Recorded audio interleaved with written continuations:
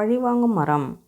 ஒரு மலை கிராமத்தில் ஒரு பெரிய பழமரம் இருந்தது.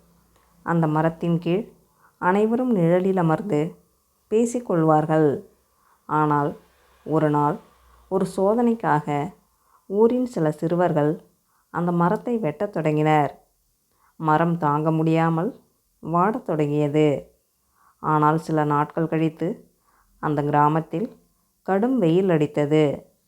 மக்கள் அனைவரும் அந்த பழமரத்தை நினைத்து வருந்தினர்.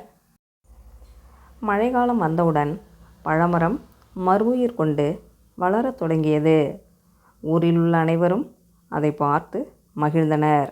அவர்கள் இனிமேல் மரங்களை மதிக்க வேண்டும் என்று புரிந்து கொண்டார்கள்.